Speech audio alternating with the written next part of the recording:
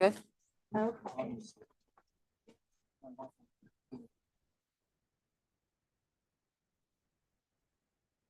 Well, I live in town. I have lots of family. You're bigger than me. I have 18. It's going up. I used to, I used to be part, I'm a fourth generation. We're going to go ahead and get started. Good morning and welcome to the San Joaquin Valley Air Pollution Control District Citizen Advisory Committee meeting. We'll do our best to facilitate a smooth meeting with public participation via Zoom and webcast. Before we begin, please silence all communication devices such as your cell phone.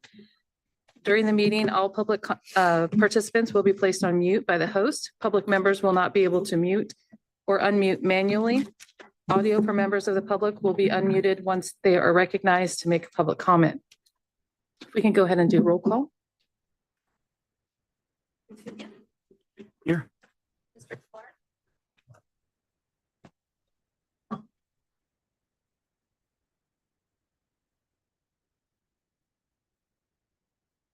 Here.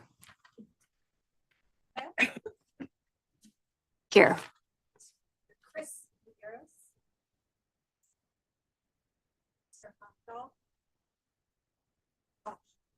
Sorry, I was not on mic. Mr. Clark, we're calling attendance. I see you. Thank you. All right. Mr. Chris Medeiros, Ms. Lopes, Mr. Hofdahl, Mr. Fippen, Mr. Savage, Here. Mr. Rios, Here. Ms. Deming, Mr. DeHart, Present.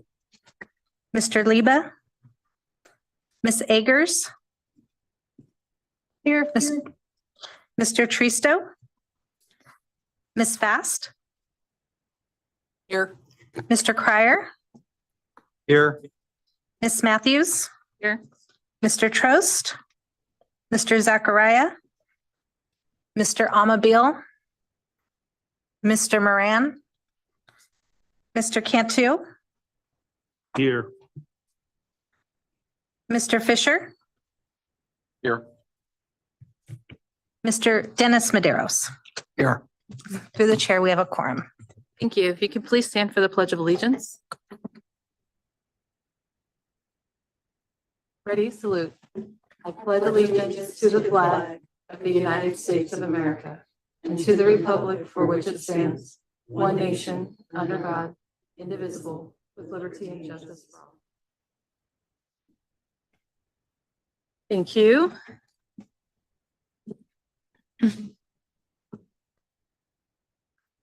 Item number 4, approval minutes for December 2nd, 2025. Are there any corrections, additions from members to the minutes previously submitted for the December 2nd, 2025 meeting?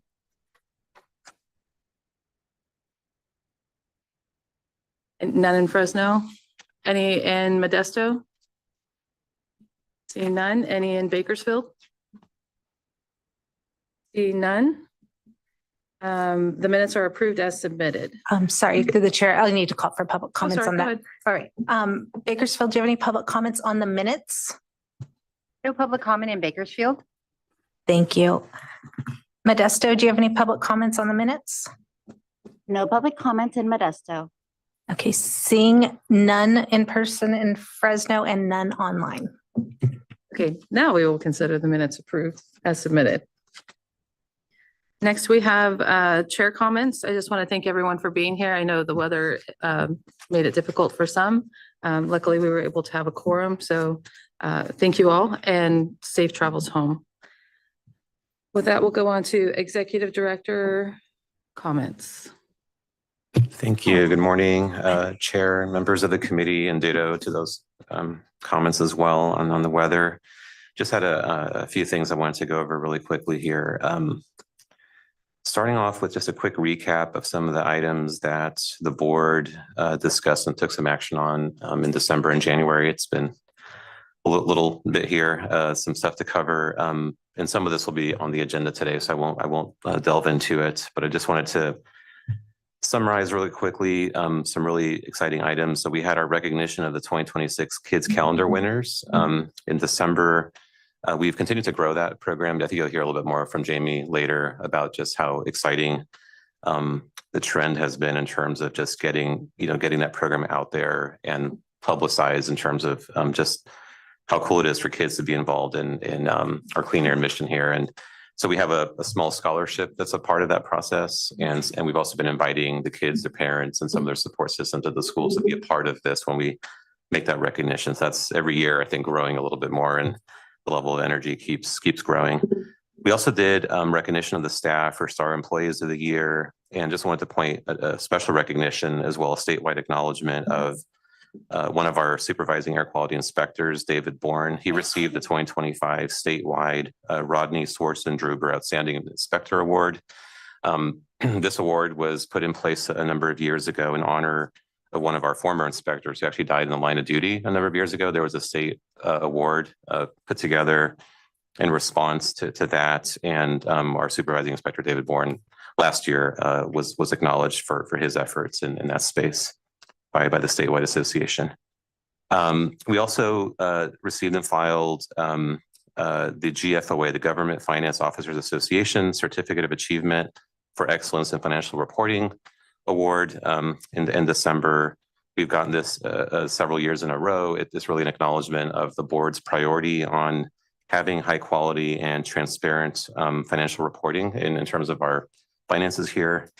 We also received and filed the 2025 annual report on the district's ISR program, the Indirect Source Review Program.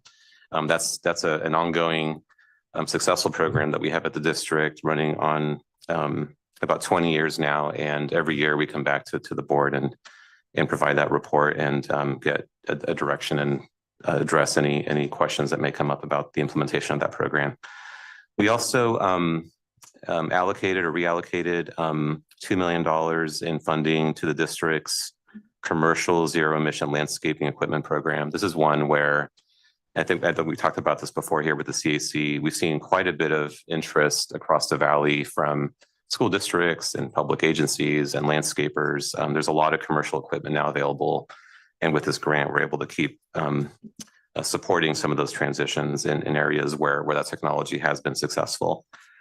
In January, just a couple of items there to report, and because some of this you'll hear a little bit later as well. We had a comprehensive AB 617 report.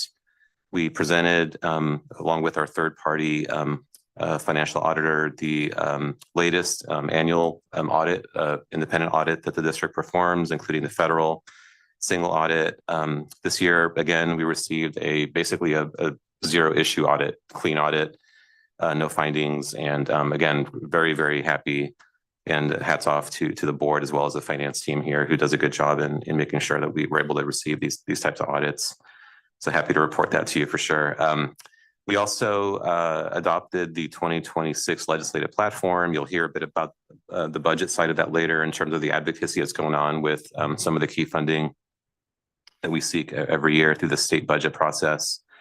And then lastly, we accepted $12.5 million of new money for the district's Drive Clean in the San Joaquin program that you've also heard about in the past, and we'll hear some more about later. So very happy to receive that award and take it to the board. The last thing I just mentioned, just as a quick update on air quality. And we'll have a more detailed report on this later, but I just want to give you a couple of highlights. Just looking back at 2025, wanted to just let the CAC know that we had a record clean year across many metrics. We're still unpacking the data. The data itself isn't fully reviewed and certified until a little bit later here in the year, but it's really clear looking at the preliminary data that we made some really tremendous progress this last year on the air quality front. And just to give you a couple of the highlights for the air quality index, so the different color bands that you hear a lot about, good, unhealthy, and some of the other color bands. We had the second highest number of good AQI days across the Valley's counties, but also had a record low number of unhealthy days across the Valley's counties, with only 5 days this last year being unhealthy. Of course, we want that to be zero, but definitely saw some tremendous progress there. And we're just a little bit less on the good AQI days on that metric. So we're basically between those two metrics, it's very good to see that. For ozone, we were at the 80 part per billion standard. This is the second time this has ever occurred. So we were basically, we saw that kind of go up a little bit the last few years and then saw it now back down to that standard. So we need to kind of see that for a little bit longer to be able to show that we met that standard. We had a record low number of days that we exceeded the 80, the 75, the 70. So the exceedance days are just continuing to drop across all of the ozone standards.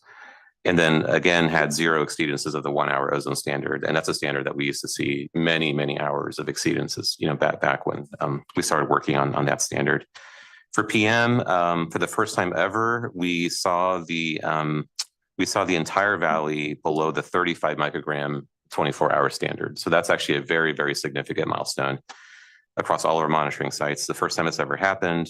We had the lowest annual design value on record. That's a federal metric that's used to measure against the annual PM standard. It's called the design value. And so that we had the lowest one on record at 13.8 micrograms. So it's, and that's well below the 15 that EPA just recently published that the Valley has met the 15 microgram standard. So we're making significant progress there with the annual record low number of days that the Valley exceeded the 24-hour standard and continued 0 exceedance days of the 65 microgram standard. That's the older 24-hour standard where we used to actually have a lot of days that were well over the 65 micrograms and again saw 0 exceedances of that standard. It really just solidifies the progress there with 24-hour PM 2.5. And so just we'll close on that note that, basically across the board, whether it's annual PM, 24-hour PM or 8-hour ozone, just seeing record lows on our design values. Now, with that said, you've probably seen that the air quality has not been great over these recent weeks. There's been some, really interesting high pressure, what I would call typical Valley winter conditions that are very conducive to trapping pollutants on the ground, as well as creating some of those conditions where, you can get some of those secondary ammonium nitrate and other types of PM 2.5. And then unfortunately, 0 mixing essentially, and just everything just sort of builds up over longer periods of time. Just the perfect conditions for essentially creating PM 2.5. So we have seen those levels tick up. It's a big reminder to all of us the importance of continuing to reduce everything from residential wood burning to other practices that have long been put in place in partnership with our business community, ag and others. And I would just note that under these very same conditions, not too long ago, we would have actually seen much higher concentrations, again, due to the really hard work that everybody in the Valley has been doing to reduce air pollution. So I definitely want that to be the theme of this really quick air quality report. And as we unpack the data and keep looking at this, we'll definitely come back with a more detailed report on how this is all looking. And just want to express a lot of appreciation to the Valley for the hard work that is leading to these improvements in air quality. I did have one more quick little thing, just want to mention that just as an update for membership and an appointment to the committee, we do continue to work with the counties that there's counties sort of operate on different schedules sometimes on doing their appointment process of members to the CAC. We continue to work with a couple of the counties to make sure that they still expedite, for those members that have not yet been reappointed to the committee and are on schedule to be reappointed. That work continues. We're in touch with them. I think there's 2 of the counties are doing reappointments. It's my understanding, Katrina, I believe in the coming week. And I think there's 1 county that we're still working with on the final schedule for that. So just a heads up for anybody who's wondering kind of where that reappointment is. And if you have any questions about that, just let me know. So with that, I'll turn it back to you, Chair. Thank you. Thank you. Any other, any questions or comments from Modesto for Samir? Any questions or comments in Bakersfield? Yeah, I have a comment. You said that there's been some fluctuations in PM and on air quality and stuff. Is there a reason for that, or is that because of fires or some abnormal anomalies in the fluctuations? That's a great question. And it really is the meteorology. Yeah, we definitely have seen over this last month plus, even more than a month now. Yeah, some really high stagnation. You got a combination of you've got some of that, that post moisture, those conditions that are leading to some of the, you're getting a lot of attention now. The Thule fog has been a big item of discussion. And so, yeah, so there have been conditions that are extremely conducive to the trapping of PM on the ground with very little mixing. So it creates inversion layers, what are called inversion layers. So essentially what you have is a lid on the valley, and there's very little space by which anything that is generated on the valley floor to mix and to leave. And then on top of that, by the way, it's not really just that. Then you also create these conditions where you get what's called a secondary formation of PM 2.5. Again, it's really just getting that chemistry just right in the air, where you get not just what's called direct PM. So like when you burn something in a vehicle or where PM basically comes out directly as PM, you can actually have pollutants create PM in the air. You have a couple of maybe NOx emissions from a vehicle gaseous form mixing with other pollutants, and it creates PM in the air, and that happens in a significant way under certain conditions, and we've seen those types of conditions. And not only does it form, then it gets trapped because of the stagnation that we see. So that's why PM has always been such a big challenge in the San Joaquin Valley. We do have some pretty unique conditions in the wintertime that create these stagnation episodes with these inversion layers that most other parts of the country don't deal with. They're very extreme here as compared to other geographies. So we were saying there's not much that we can do about it. It's all Mother Nature, but we won't get dinged for it. Will we be out of compliance on some of those issues because of Mother Nature, or we're fine on that, or we're getting in trouble?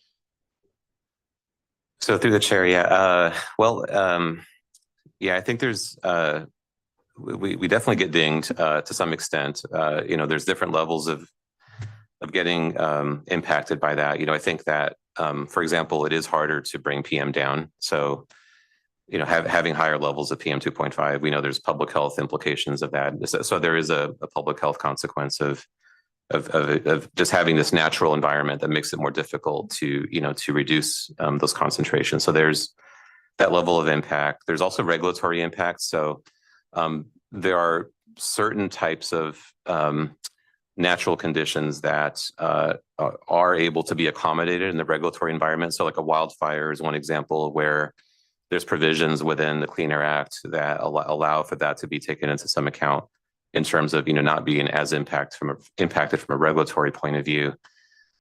There's high wind events and dusts that are generated from a high wind event or another category of natural conditions that may have some sort of regulatory implications. But there are other conditions that basically we have to deal with those conditions.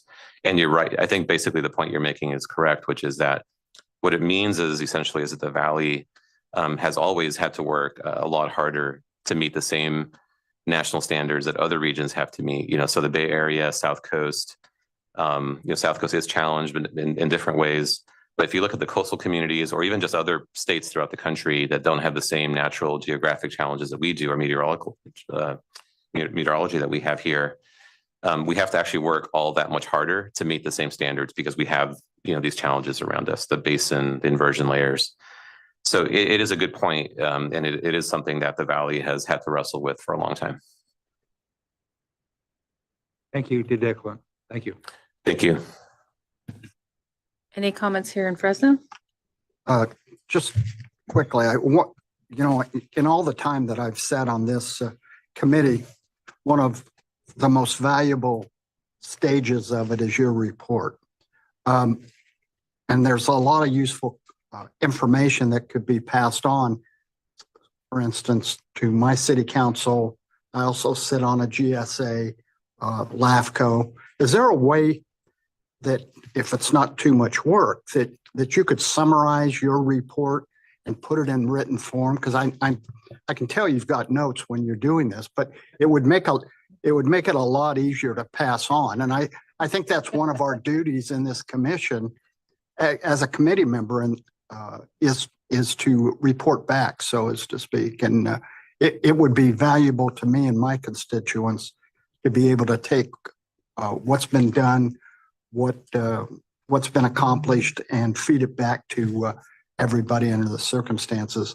So, Madam Chair, if that's possible and it's not too much work, that would be helpful, I think. Yeah, through the chair, if I could respond to that. And I definitely think it's one of my main roles to communicate with the public, about these different key issues. And so I would offer that, and by the way, you definitely don't want the notes that I put together. So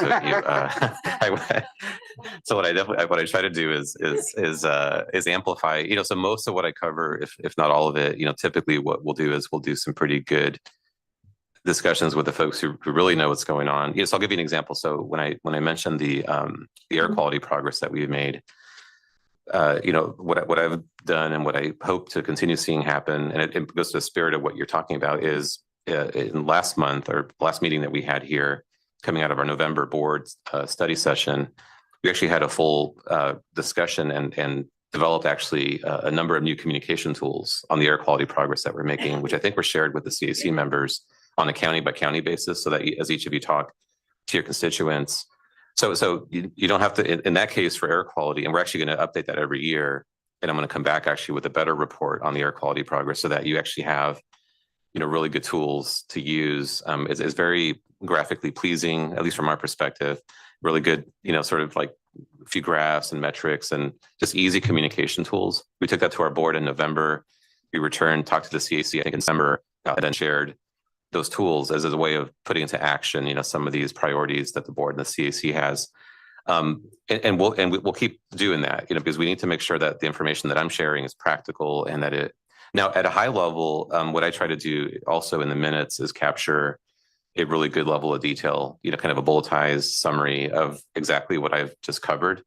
And I can keep making sure that happens. And I think it wouldn't be difficult you can actually basically use those. I mean, those actually look a lot better than my own original talking points, which I try to make sure like it's in there because I think it is a good record, and I'll make sure, for example, that I itemize in the minutes, some of these key things that I just mentioned about air quality. So I think there is a good kind of documentation of that and sort of on different levels, depending on how much.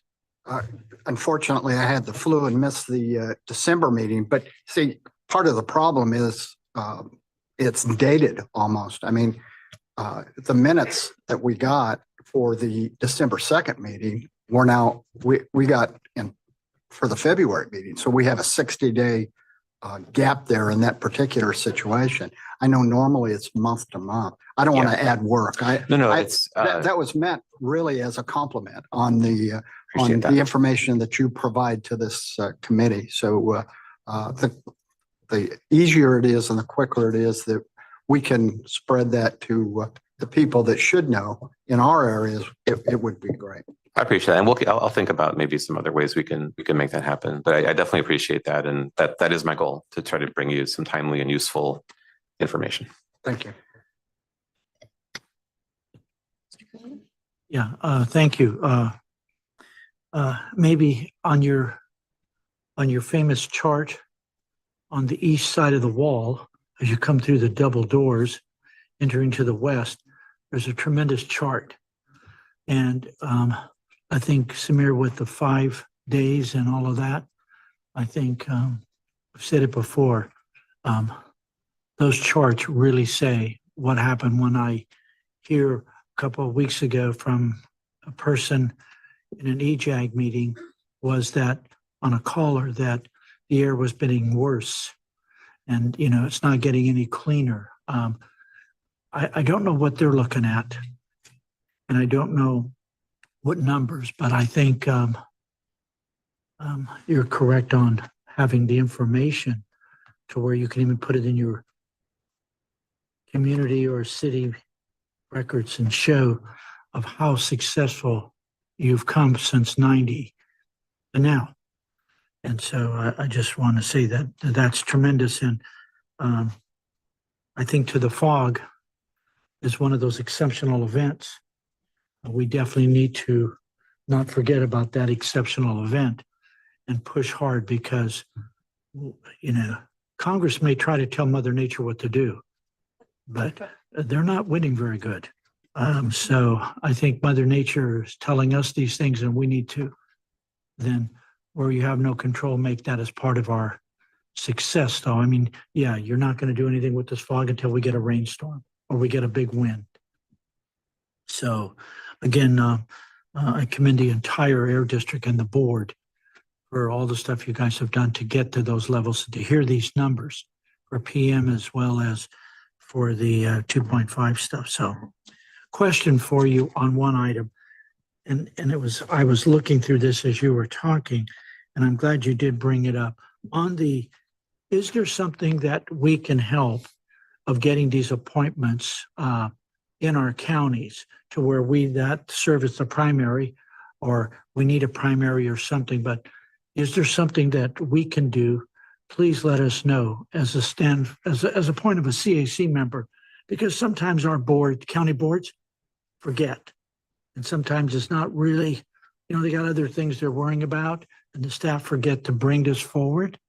But if we can do anything to help facilitate those appointments from the standpoint of the primary or the secondary person, and from any one of the three appointments then please let us know. But we want to be there to help get this so that we have a full slate.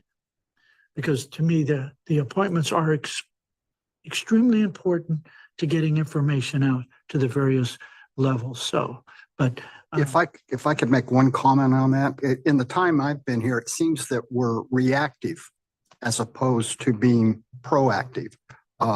Specifically, when we know a vacancy is upcoming, that would be the time to start working to fill, as opposed to indicating we have a vacancy, we need to fill it. Then you have Yeah, I the can gap address that that you're for sure. dealing with.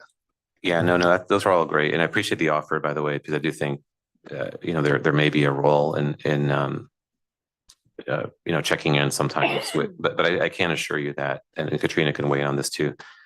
You know, we actually send very frequent, we connect with each of the county clerk's offices very frequently on upcoming appointments, reappointments. We've actually, over the years, have continued to tighten that process up. And unfortunately, it's 8 different counties and they just operate differently, you know, in terms of how they go about in prioritizing and, you know, there's many different committees, for example, as well, that they annually will go through and do this. So there's no shortage of information going to the counties in terms of upcoming appointments and what's happening. Ultimately, really it is up to the county to agendize and to you know, make this happen. And by and large, it's happened, and there's a lag here. And I think what we're going to see is maybe, you know, one county just lagging a bit more than the rest of them. And I think that's largely due to our continual nudging that, you know, that Katrina's office basically does. You know, but if there's, you know, additional, you know, interest by members and sort of like continuing to make sure, you know, that I think any help, any level of extra effort would help potentially. But I can assure you that, you know, it's not reactive. I mean, we're definitely proactive on. Well, and I didn't mean that as a criticism, but when it's reactive, it's in large part due to the members themselves who don't give advance notice of the fact that they're going to have this vacancy under the circumstances. For instance, right now, I don't anticipate that I'm going to run for another term on our city council. So that sends notice that at the end of the year, this seat will be vacant under the circumstances. Yeah, that's a good point. That's a great point. Yeah. So, I mean, you can start communicating that one way or the other. Yeah. Yeah. So definitely any other ideas that Katrina and her team may also have, you know, we'll certainly share them with you it'll take you up on that offer. It does take a village. Maybe that's another way to put it, to make sure these things keep moving forward and on a timely basis. So we really appreciate that offer. would it work if we send a box of See's candy to the board of supervisors and maybe sweeten the discussion maybe, huh? Not my board of supervisors. Okay. I think we would prefer to send pistachios to them. That would help a lot, yes. Okay.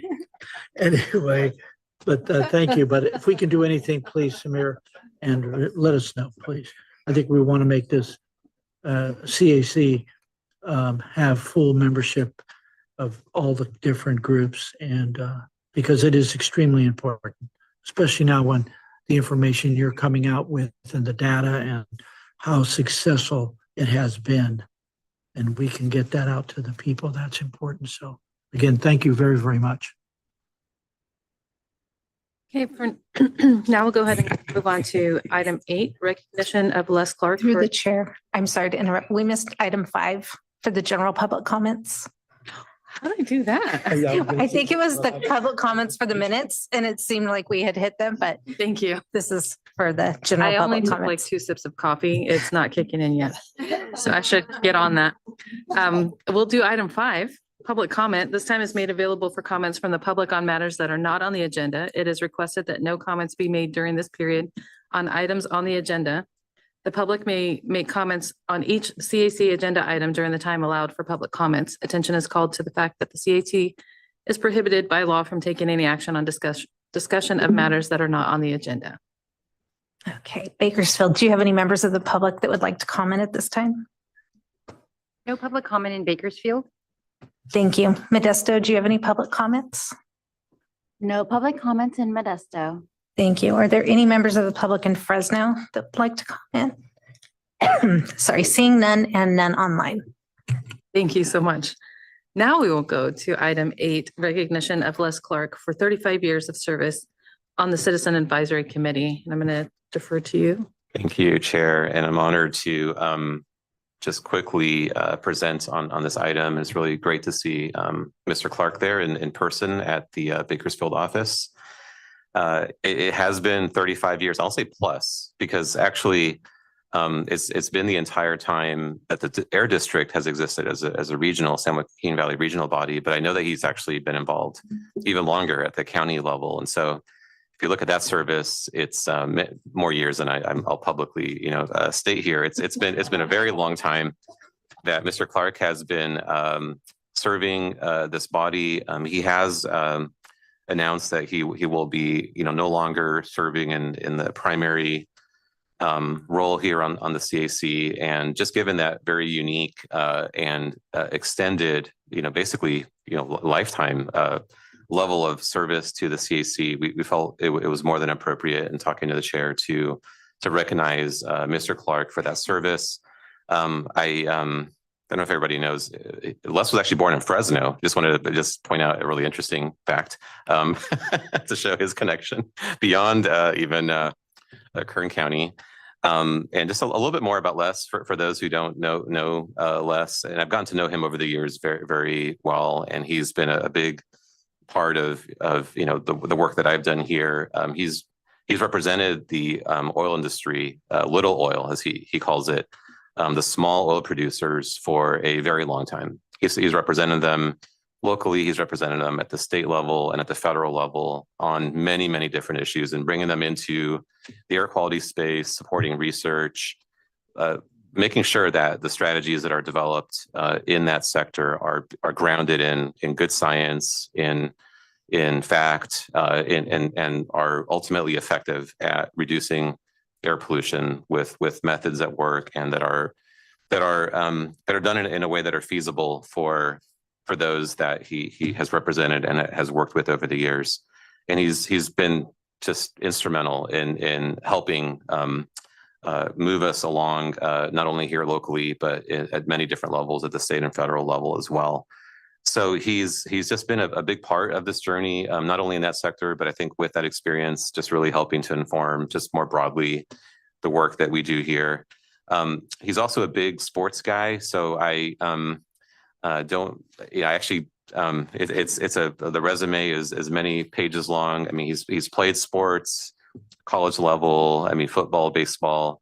He's mentored probably hundreds of thousands, not hundreds of thousands, hundreds, maybe thousands of people. I don't think hundreds of thousands, maybe so. I don't know.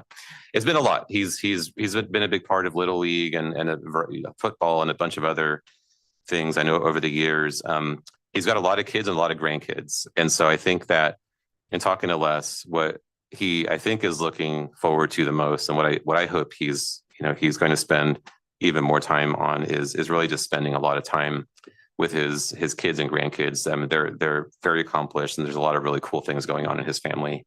He was just sharing with me. So I just want to say on behalf of the Air District, and I think the CAC can also express your own levels of appreciation as well. But on behalf of the staff of the Air District, certainly, and the board, thank you, Les, for your service to the CAC. And I know that there's always going to be something going on. Les is, I think, sort of officially retiring, but you're never really sure with Les because he's always working on something. So I'll leave it there, and I'll turn it back to you, to the chair. I know that there's a plaque that we pulled together that I believe is Katrina, that is down in Bakersfield, and he's holding it. So we'll get the camera panned over to Les here in a minute to have him say a couple of words. But we are tremendously appreciative of the service to the San Joaquin Valley, to the residents, the business community, and the Air District, myself and the staff here, and the CAC, who all I know are very appreciative of your service as well. So I'll turn it back to you, Chair, for any comments you may have, and then certainly if Les wants to, he's very proudly holding up that plaque. Did you have anything else to add, Chair? Yeah, I too want to thank you for your service that goes far beyond my time on this board. But I thank you for all of the wisdom and knowledge that you've imparted in my short time here and all of that before. On a personal note, I haven't spent much time in Taft, but I am looking forward to getting to know your city a lot better. One of my daughters will be moving there in the summertime. So I do have your number, and I will look you up, and you can show me around, give me the grand tour of Taft. That'd be awesome. So we will definitely stay in contact, but thank you so much for what you've brought to the CAC and beyond in the formation. And it's a loss to our board, but I'm sure you'll stay involved in some way, shape or form. So again, thank you so much. And I will go ahead and ask if there's anybody in Modesto that would like to see. Through the chair, just really quick, if you don't mind, sorry to jump in on that. I also wanted to note that, and I think she is there, but Christine Zimmerman, who's Les's alternate, is going to become the primary member in that role. So I just want to also announce that and congratulate her. And the county process on that will be forthcoming.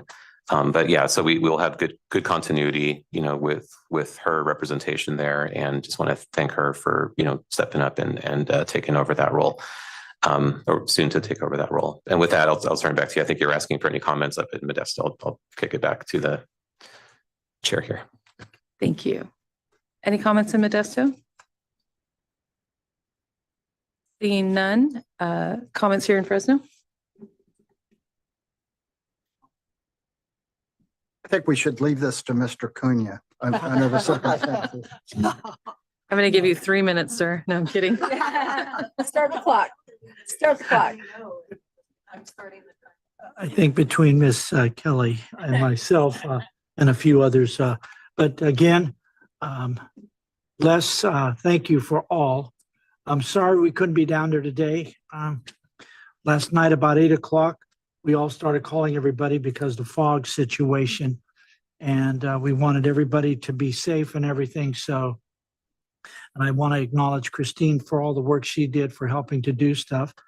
We all wanted to be down there today in Bakersfield, but again, Mother Nature seems to control that environment. So, but Les, for everybody that knows Les Clark, Kathy Reheis Boyd, and myself with Denise, help with Senator McCorkindale formed this air district.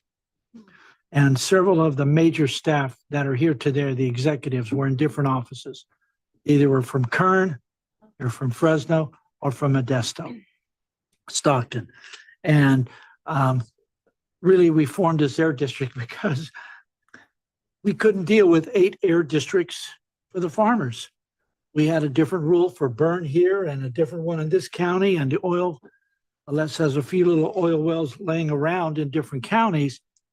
So that's when the air district was formed because of that. And we met with many of the supervisors back then. The one that sticks the best is in Fresno, California in 91, was with Sharon Levy, she was the major role of either approving or not. And Les, Kathy, and myself, and I think at that time, even Dennis Tristo was part of it. We met at her office and we guaranteed her that the wood stoves would not be taken away. Oh my God. That wood stove burning would happen. And we told her we would always have wood stoves. And that was the deal. That was the way that the Fresno County finally agreed to be part of this 8 county. So Sharon up there, we're sorry we had to nudge it a little bit. But Les was a major part of that. And going back with the study agency, Samir was a big, huge part of the success of this air district was having that study agency to do real science. And Les going back to DC with Kelly and many a times, and even one of our supervisors at that time, Doug Vagum. We just about all got shot at the Pentagon when he had left his jacket in the Admiral's office at the Pentagon. And he proceeded to tell Mr. LaForge, our lobbyist with Monty Lee, I'm going to go back and get my jump. So he jumps over the security thing. And here goes the guns. And we're thinking, we're all going to be dead. We're all going to be dead. And, but there are some great times. But I think Les's efforts to get Edwards Air Force Base involved in the study agency actually gave $5 million to help deal with the 2.5 study, the Seacoast and the Sarmac studies. So Les has been an integral part, and him working with the agriculture industry has been a tremendous with Kathy Reheis with Western States Petroleum. But we learned a lot from Les. I remember that him coming to my office and saying, what do you dirt farmers are doing? You know, here's what's going on. And so as dirt farmers, we'll never forget that. But Les has been a tremendous advocate for jobs, for his community, for his industry, the small mom and pop, just like the small farmers, no difference. I just can't say enough. I know that Kelly will have some comments, but it's just, and we're going to take you to lunch at the Wool Growers in Bakersfield when the weather permits. So we'll pick you up in Taft. So this way you can enjoy your entire day and have a small margarita or a glass of wine. But again, Les, and I'll stop here. Thank you for everything you did for this valley, for air, putting the people and made it. And you made the statements as they were. You didn't sugarcoat it. I remember Jan Sharpless. You flat out told her in the meeting in Sacramento, if we don't have the data, we ain't going to do it.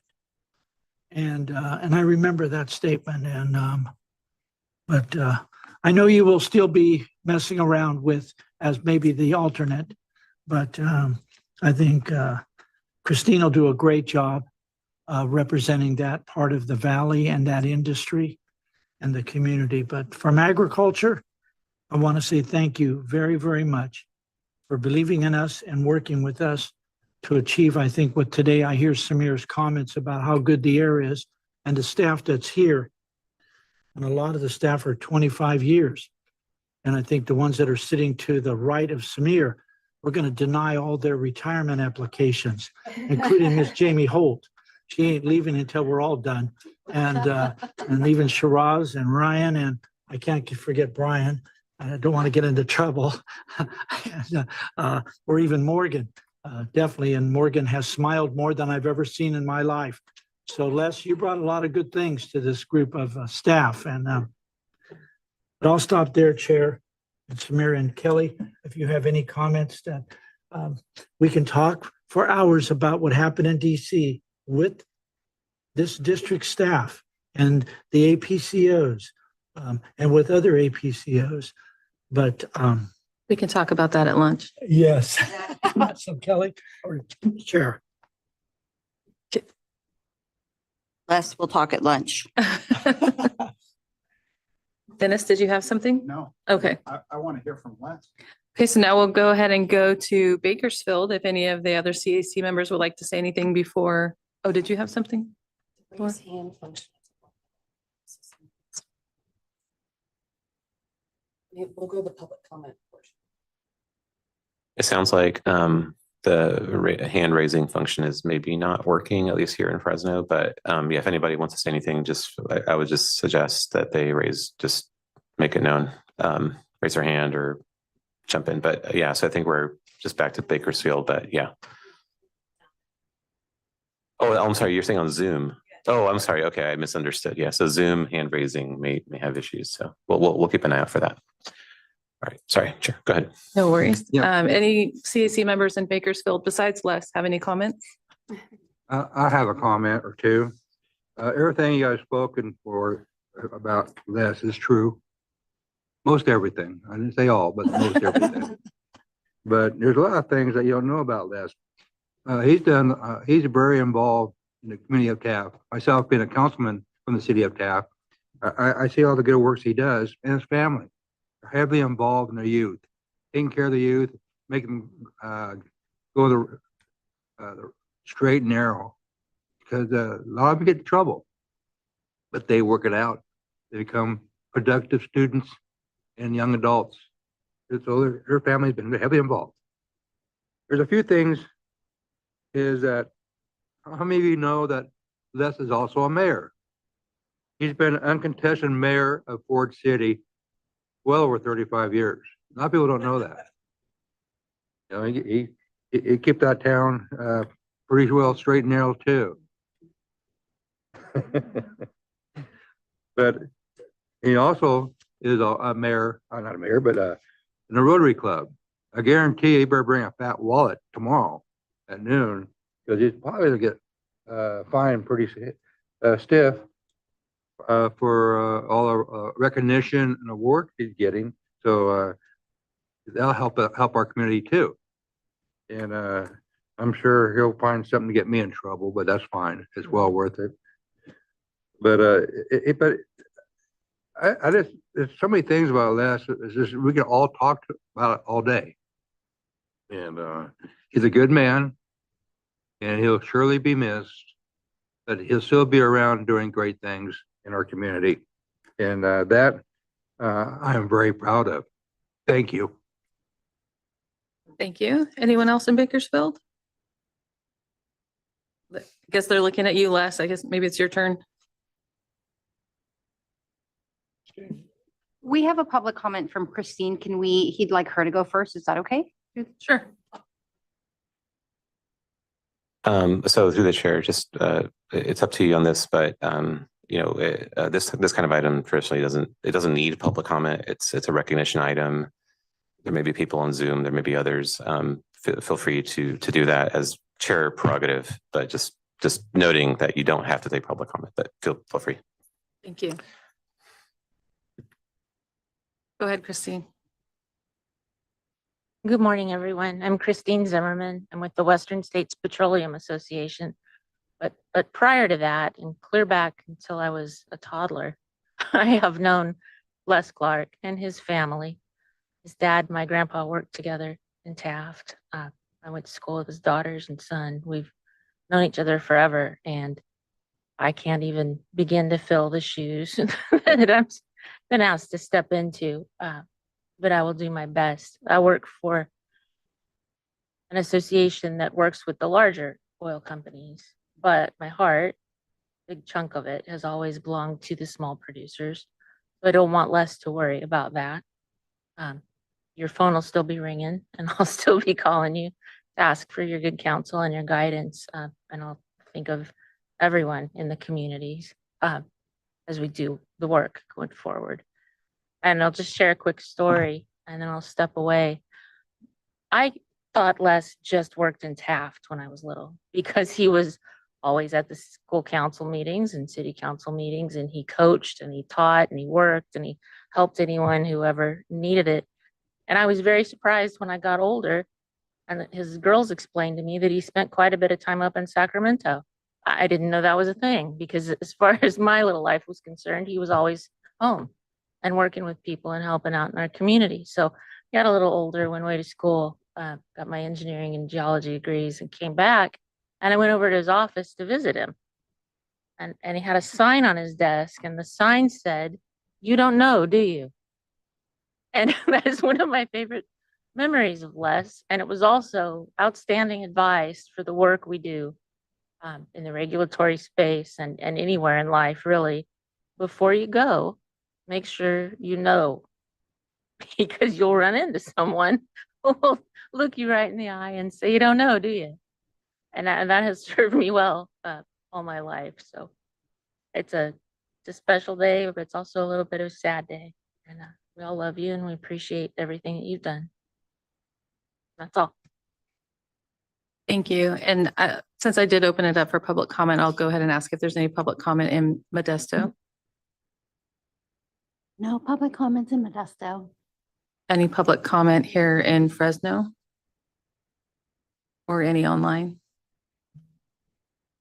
Let me check online.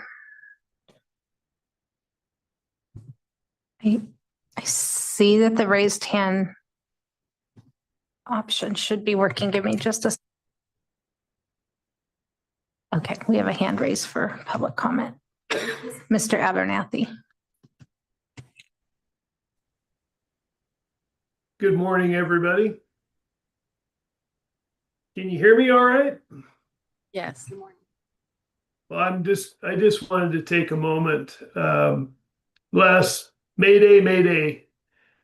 Hope this day would never come, but as we're all getting a little longer in the tooth these days, just wanted to take a moment and say unequivocally how much that I have appreciated and cherished your counsel, your leadership, and you taking me under your wing when I first got into this air quality arena almost 25 years ago. And for all the folks that are on the CAC, the loss of this institutional knowledge will be long felt and truly missed for a long, long time. And again, Les, just wanted to say thank you for your friendship and your counsel over the years. And I love you, man. Have a Godspeed. Any other public comment? No further public comments. Thank you. All right, Les, it's all yours.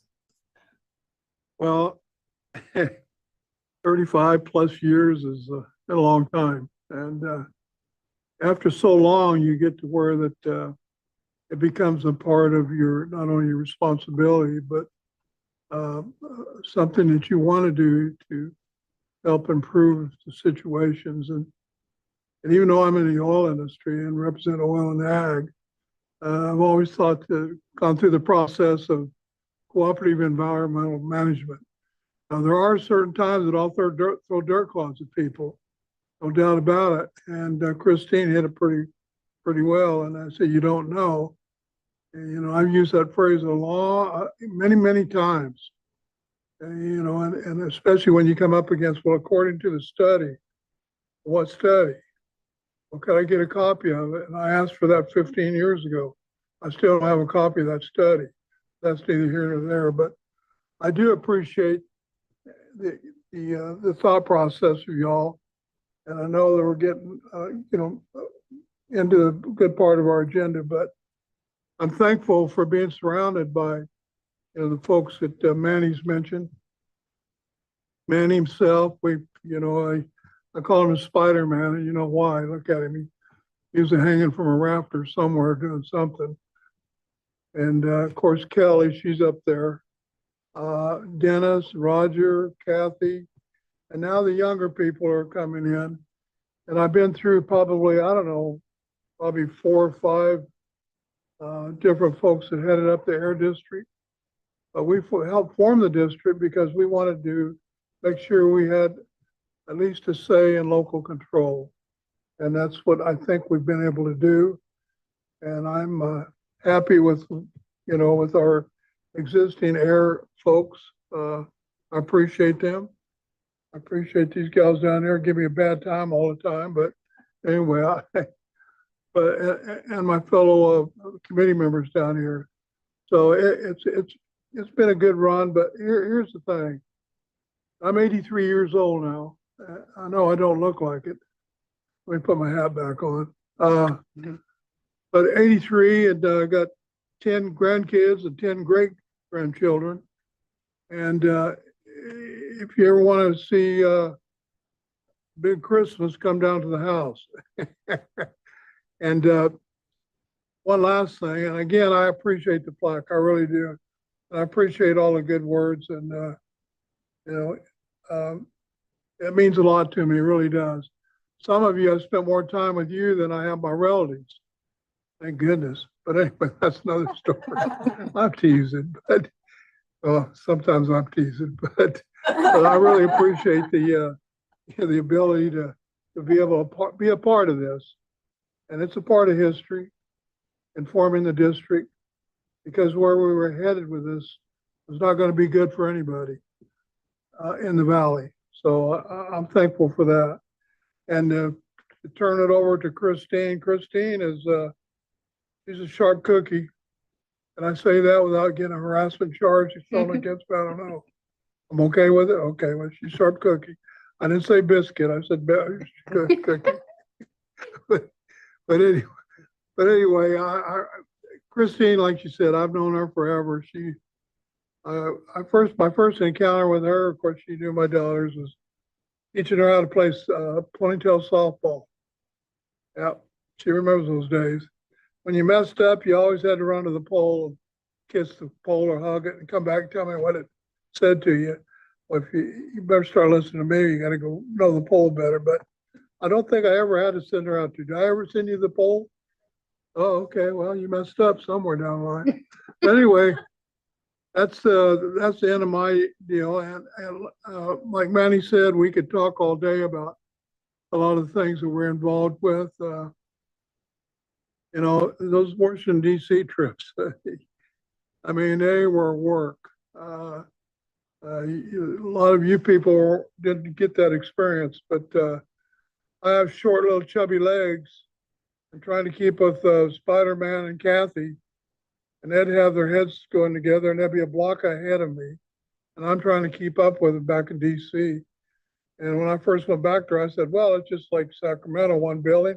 No, there's several buildings, and they're all a block by a block. So anyway, those are some of the fun times. But thank you very much for the award, and I'll, like I say, I'm relinquishing, as I know Christine will be here. She's very dedicated. She's right on point. So I entrust that. And if you might see me every once in a while as an alternate, but it's going to take me something to get here because I know Christine will be here. And thank you, Christine. All right, that's it, Chairwoman. Appreciate you. Thank you, sir.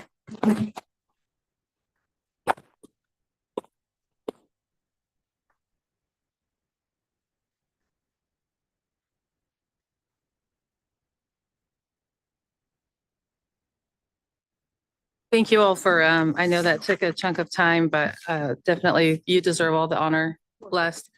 Due to that taking a bunch of time, we're going to go ahead and move item 11 up on the agenda just to, for staff scheduling purposes. Madam Chair, just as a matter of note, and Les should be aware of this, in all the time I've been on this committee, this is the first time I've seen Kelly over there crying. You ought to know that, Les. Through the chair, thank you for allowing this item to be moved up. And I appreciate, I know CARB, I think, is on the line, and hopefully they can, I think they normally would stay, but hopefully that's accommodated by CARB. We probably would want to move item 12 up to, looking at the time, that's sort of an action related item. So I suggest that we maybe move those two up and then see if we can get to the, definitely want to make sure the members hear the CARB report as well. I know it's always an important item for the membership as well. But I think those two items would be good to move up. Thank you. Thank you. So item 11, receive update on recent funding allocations to support the district's Drive Clean and the San Joaquin Vehicle Replacement Program. Brian. Yeah, we're going to speed up the items here a little bit too to make up for that time. Yeah, thanks. Well, good morning, Madam Chair and members of the committee. My name is Brian Dodds. I'm a program manager here in our Grants and Incentives Department, and I'm here to give you an update on our Drive Clean program. and some recent funding that the board accepted. So as you may be well aware, mobile source emissions, which make up majority of the valley's emissions, is reducing those emissions is necessary to meet our federal ambient air quality standards.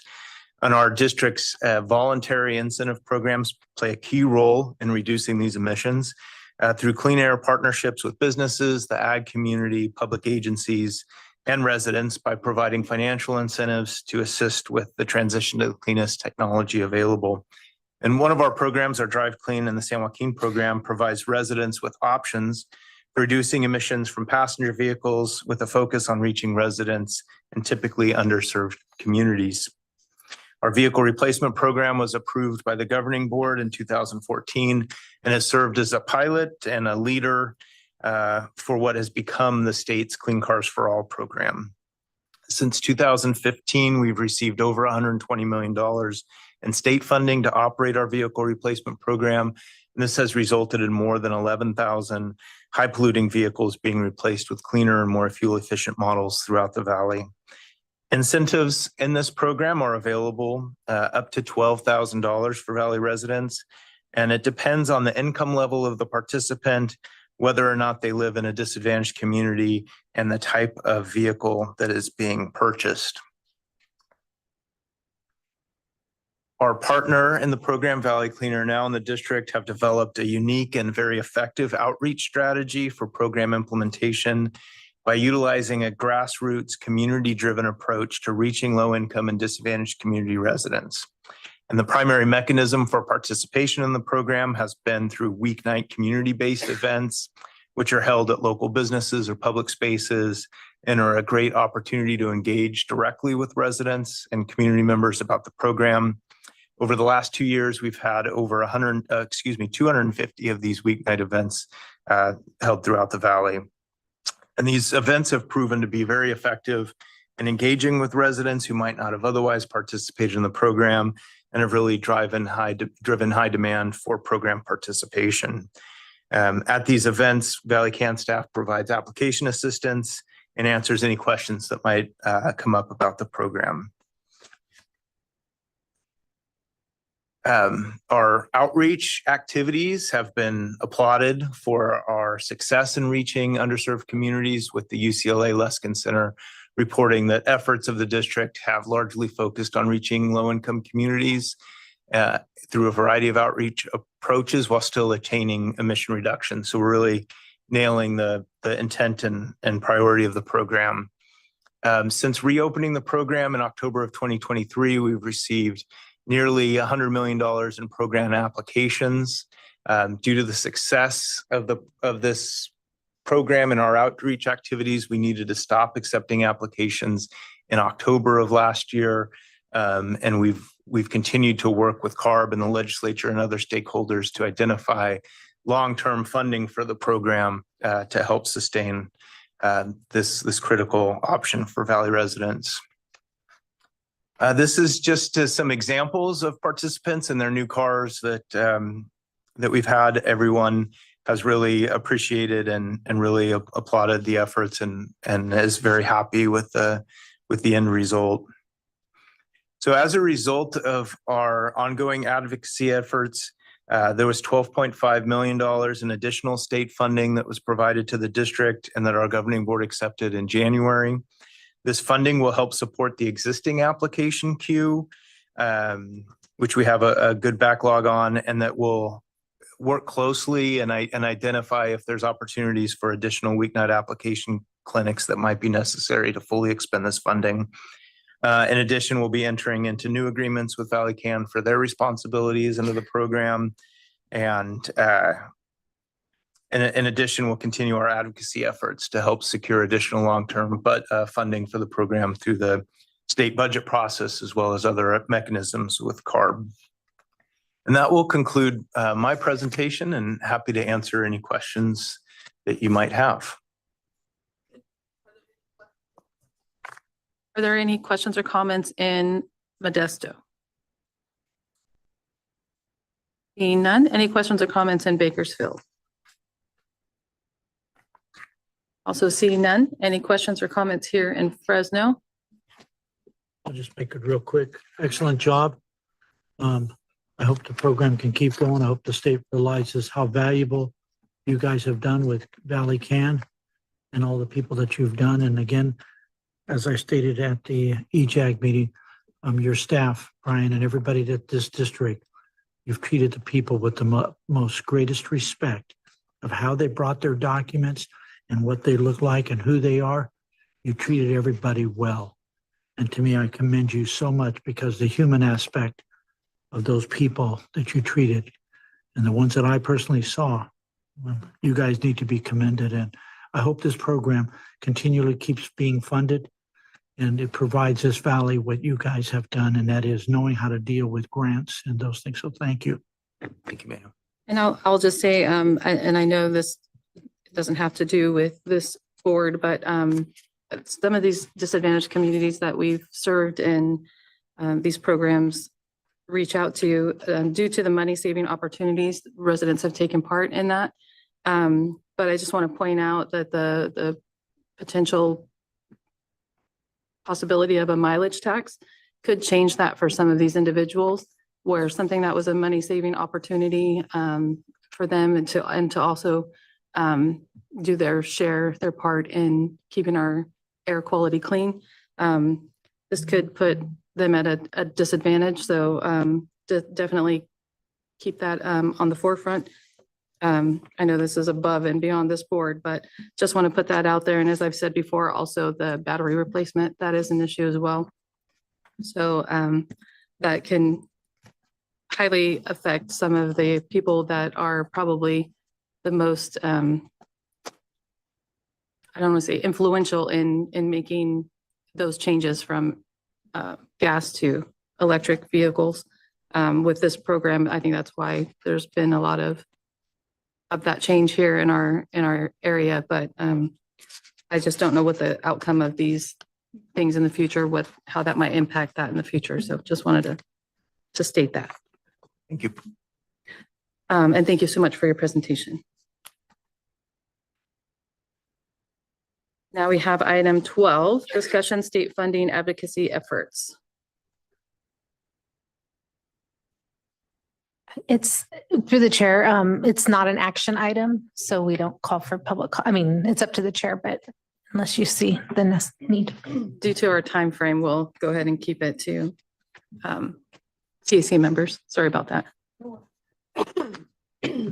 So Mark Montalongo, our Director of Policy and Government Affairs, is going to give a quick report out on where the budget advocacy is, and the CAC has long been involved in supporting some of these clean air funding requests. And the item you just heard, by the way, is part of some of the funding requests that we're pushing for this year. So we'll connect, I think, the two items here as well. But go ahead, Mark. Thanks, Mayor. Mark Montalongo, Director of Policy and Government Affairs. Good morning, Chair, members of the committee. Just want to provide an update on the district's state advocacy efforts, funding advocacy efforts, and also to seek support of the CAC, authorizing the chair to sign letters to the state in support of our clean air funding priorities. Under the district's leadership, we've had tremendous success with our stakeholders and legislative delegation to secure substantial funding in the state budget to improve air quality and public health over the last 10 years, approximately $1 billion. In recent years, the state has had significant budget deficits, reducing the availability of funding for clean air and other programs. For example, the farmer funds were reduced from a peak of $150 million to just $2 million in the 24-25 state budget and $0 in the 25-26 budget. We've had success in securing community air protection funds, $100 million statewide in the 25-26 budget, as well as a continuous appropriation of $250 million. The governor just released a few weeks ago his January 26-27 budget proposal. It's estimated a $2.9 billion deficit compared to the LAO's estimate of $18 billion. Funding for the community air protection program in there's $177 million. There's funding for a new light duty ZEV incentive program of $200 million. There was just trailer bill language released yesterday outlining the framework of that program. There is no funding for other priorities such as farmer alternatives to ag burning and clean cars for all. The district's currently working with a broad coalition of Valley and other stakeholders to ensure funding priorities are communicated and supported through the legislative process. We are seeking $200 million per year over the next 5 years statewide under the farmer program, which is administered by CARB and funded through local air districts, and expedites the turnover of high emitting agricultural equipment like tractors, harvesters, pumps, and utility task vehicles for cleaner and zero emission equipment. Since 2017, there's been tremendous success in the farmer program, which has resulted in significant emission reductions of over 400,000 tons of CO2 equivalent emissions and over 34,000 tons of harmful air particulate matter and nitrogen oxide emissions. To illustrate the tremendous success of the investment opportunities, the district has about 6,500 applications currently in the queue, representing over $650 million in funding demand, which results in an estimated over 4 tons per day of NOx emission reductions potential. This oversubscribed program addresses a key mobile source category, ensuring surplus, SIP credible reductions that are critical for meeting attainment deadlines. These projects are shovel ready. They're highly cost effective in reducing air pollution and GHGs, with greater than 60% of the pending applications being uncontrolled tier 0 equipment. The LAOs have also determined this program to be highly cost effective. It's one of the top 3 in cost effectiveness and achieving emission reductions on a per dollar basis. As you are aware, in July of 2025, the district had to temporarily suspend acceptance of new applications under the farmer program due to the significant volume of applications, which far exceeds the amount of available funding. We are also seeking $75 million per year over the next 5 years for alternatives to open burning. The San Joaquin Valley, in partnership with CARB, has implemented a first of its kind strategy to phase out agricultural open burning. To date, a total of $229 million in local and state investments have been provided to growers across the valley. These investments have been vital to the success of the agricultural burning phase out by enabling the continued expansion of chipping and composting, bioenergy, and other beneficial alternatives, particularly in the face of drought, limited biomass facility capacity, and evolving land and water use policies such as SGMA.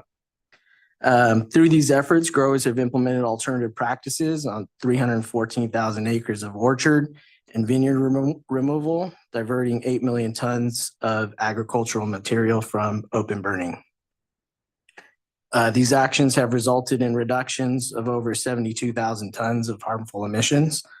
While the Valley has made significant progress in developing sustainable alternatives to open burning, alternative funding is urgently needed to sustain this momentum, especially for small and mid-sized farms facing the high costs of land transition. We're also seeking $200 million per year for clean vehicles and equipment statewide. The loss of California's federal waivers have constrained CARB's mobile source programs, creating a significant emission reduction gap that must be addressed while alternative strategies are developed. The district recommends $200 million in sustained Carl Moore eligible incentive funding, which could deliver over 8,000 tons of criteria and toxic emission reductions statewide by accelerating the deployment of cleaner vehicles, equipment, and supporting infrastructure. Local air districts are well positioned to deliver these cost-effective reductions quickly due to their program expertise and strong community partnerships, helping ensure progress toward our SIP commitments. Extensive and additional engagement with the legislature and the governor's office will be required in the coming months to ensure clean air resource allocations are included in the state budget, which would focus on shovel-ready and cost-effective programs. We have begun this process a little over a week ago in Sacramento, meeting with our delegation and folks in the legislature, outlining our clean air priorities. So we have started to begin that work. Lastly, given the CAC has long supported our clean air funding advocacy in prior years, the district is seeking the CAC support in authorizing the chair to sign support letters to the state advocating for clean air funding for the San Joaquin Valley. That concludes my presentation this morning. I'll turn it back to the chair. No, I just wanted to, on that last note, just let the CAC know that there is just my kind of observation about what's happening in Sacramento around the budget. While there's not a great picture coming out from the state on the deficit, and there's some pretty controversial things that I'm sure everybody here is tracking on a variety of levels with the state budget. It does seem like the momentum has been growing kind of at the end of last fiscal year and kind of going into this new fiscal year. The farmer program in particular, but then I think a couple of the other clean air has been getting quite a bit of attention. I think we've been banging the drum pretty loud, but not just us. I think the coalition as a whole in ag and other, and by the way, these requests benefit the entire region. When we're able to find cost-effective reductions in one sector, it helps. It provides for benefit broadly in our plans, and sort of continuing to show that progress overall. So there's been quite a bit of effort. Now it's a multi-year effort, but I think there's a lot of momentum going into it. So I think this recommendation, which is consistent with what the CAC has done in prior years, really just helps to keep growing that coalition, and also just making sure the coalition itself is amplifying these requests as much as possible as we now move from the January proposal. The legislature, both the Assembly and the Senate, are both, they're going through the budget hearings now. They're putting together their own spending plans, and then that all leads to there's a May proposal by the governor. A good window here, basically, to make sure that the Valley's priorities are communicated as loudly as possible across different sectors. So just wanted to add a little bit more as to where some of that is right now in the process.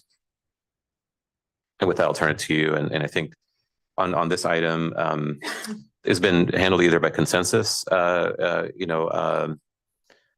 direction to the chair, or it can also include a motion and a vote. I think there's some flexibility in terms of how you want to proceed with it, but that's something that you may want to consider in terms of just taking some action on the item.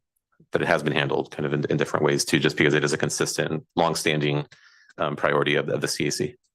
Thank you. Are there any questions or comments in Bakersfield? Seeing none, any questions or comments in Modesto? Everybody's microphone's coming on in Fresno, so I'll bring it back to Fresno. Go ahead, Laura. Mark, you had wonderful bullet points in there. So I'm going to assume that those are going to be part of the letter that's going to be submitted. Okay. We've got to hit them hard this year. In the past, we've been able to bring in Valley legislators over a common goal, and I'm feeling like we're kind of on that tipping point. So we're, I mean, we're ready. Like, this is, because I'm also watching it from the cap and trade side. So I'm experiencing pain into the system and just seeing that. I won't go off on a tangent, but things need to improve when we talk about money in and money out at the state. And so please, like, word it strongly, Mark. So thank you. Will do. Thank you. To the chair. I wanted to echo Laura's comments too. It's really, really disappointing. Being from agriculture, representing agriculture is really, really disappointing that our governor doesn't recognize the value of agriculture and what we have done to help the communities that we represent, the communities that we live in. So I wanted to also thank you for continuing to work with the, like you stated here, broad coalition of stakeholders, because that's what it's going to take. And I agree, you know, this is a damn hard uphill climb. With that, I mean, I'd like to throw support at authorizing our chair to sign on to letters, you know, strongly worded, not strongly worded, preferably strongly worded, to, you know, just as much support as we can as the CAC to do this. We need the funds. Thank you. 3 minutes, Okay, I'll make it fast. I've been warned. maybe 2 minutes. As a matter of fact, I was kicked under the table. I have a bruise now. But thank you very much. Appreciate all the work you guys have done, Samir, and everybody of the entire team of going to Sacramento and fighting for this. Yeah, 475 million. What's that when you have a choo-choo train getting $1 billion a year taken out of cap and trade funds? Absolutely out of line, absolutely wrong, including even CAL FIRE funding that was done out of the cap and trade funds, absolutely wrong. So I think, and I would second the motion of having the chair send a letter. And I think we also need to continue, as you've been doing, very strongly working with our federal partners. I know that this isn't a federal law. This is California. And so sometimes the feds don't want to help what California is trying to do. But I do know in ag, the farm bill, if they approve today to budget until September, we will work on that increase. And there is a commitment that we're going to bring back, rather than the 75 million that was in the last farm bill of 24 that never got approved. This time we'll be asking for 100 million. And of that, 50 million would be toward agriculture burn to help the small farmers, so that if we do get funding, we then can help the larger farmers with the district funds, so that we can spread that out. And then our second partner being EPA, and getting to them to make sure that they increase those funds and make that happen. I do want to acknowledge one of the persons is Roger Isom with California Cotton Ginners and Growers. I know Chris is here and has been a tremendous advocate with you guys working in Sacramento and Western Tree Nut also. But he has done a tremendous job in Sacramento fighting for this. And I agree, Laura, we need to take off the gloves, and the letter needs to be very strong, professional, but strong, to show that we are not, the lost child. And you've done some tremendous, and these 3 programs have to happen. The CARS program has to happen.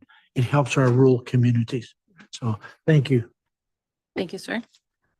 And for the sake of time, I'm just going to ask consensus. But before we do that, is there any public comment? If it's up to you, Chair. If you're going just with the consensus, we don't have to call for public comment because there's not an actual motion and vote and roll call. Oh, So gotcha. that's up to you. Okay. I'm sure this will be pretty quick. Anybody opposed in Bakersfield? Anybody opposed in Modesto? No, I know no nobody- opposition, just a question about, it's not on. I'm sorry. Just a question about process, whether or not the CAC members will be provided a copy of the letter so we know what got sent. Since Oh, we of don't have a course. draft in front of us today. Yes. I think what I can do is maybe summarize, what the letter would include. It would be, it would describe the air quality challenge and the role of the CAC and advising on those issues. It would point out that there are needs to continue finding emissions reductions through the incentive, particularly through the incentive-based approach, what's happened in recent years, and then basically lay out the same 3 priorities that Mark just mentioned, with the same flow of information for each of them in terms of the opportunity and the need for each of those, and that in a strong way. So definitely, we'll do that in terms of the urgency of that. And so I think that's basically the outline of the letter. And we'll definitely get a copy of that out to the CAC. And like last year, for example, when the CAC did this, the CAC was provided a copy of that as well. So It looks like we have consensus to go ahead and send that out, and thank you all for that. We'll go ahead and go back to item number 9, verbal report from California Air Resources Board. Hopefully Mark's still on the line. Yes, I'm pulling Mark Hickson and Shayla Ott also.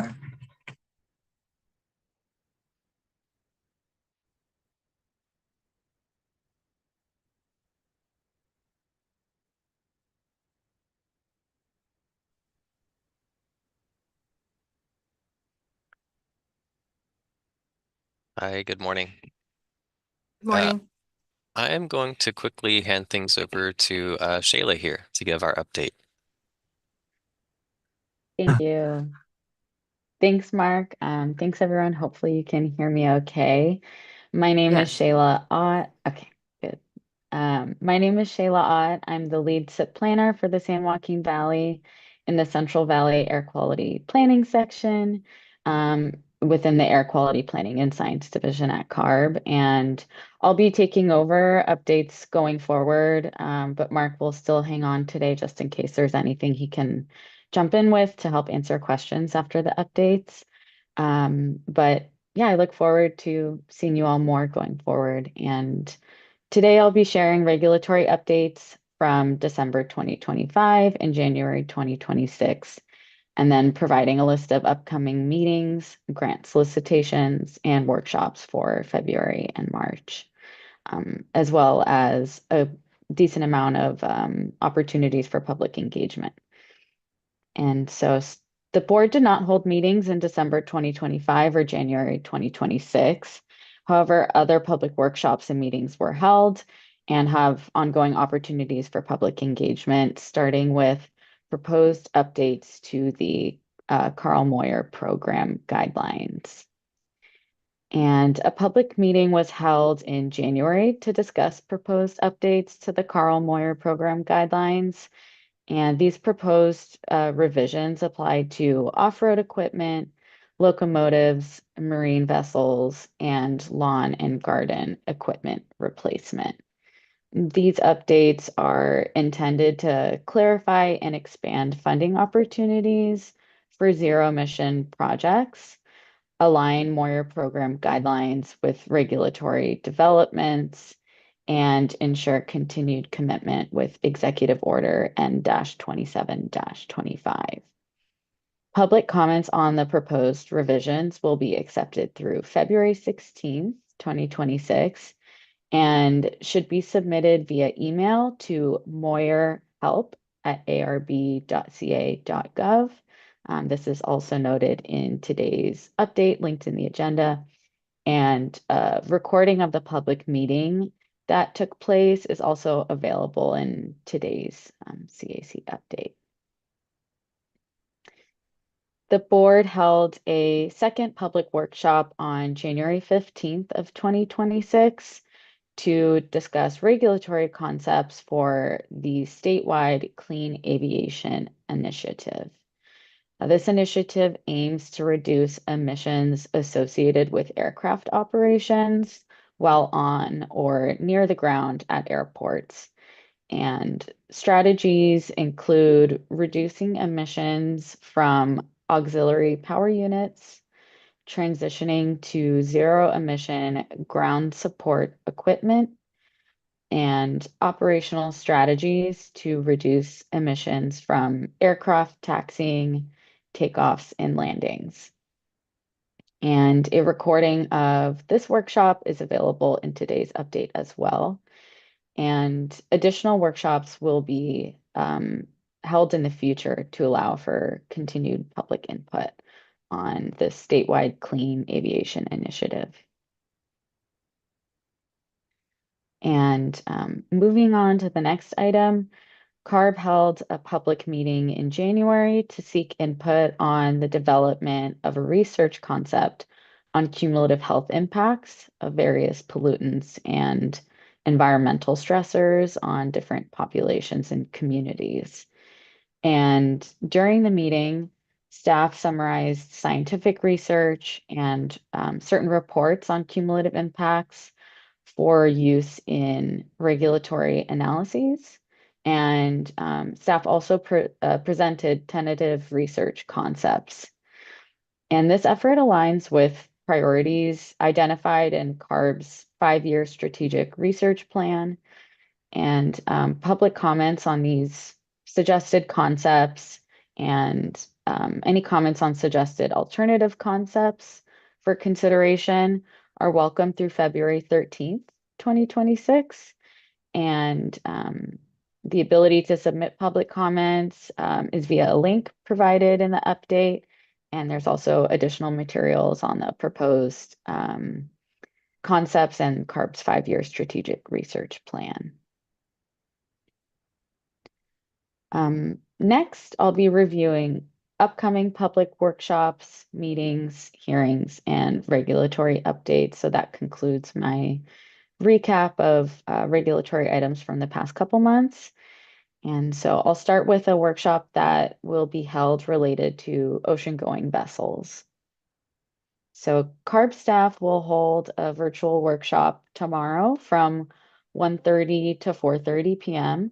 to provide an update on the ocean-going vessels in transit rulemaking and community engagement efforts.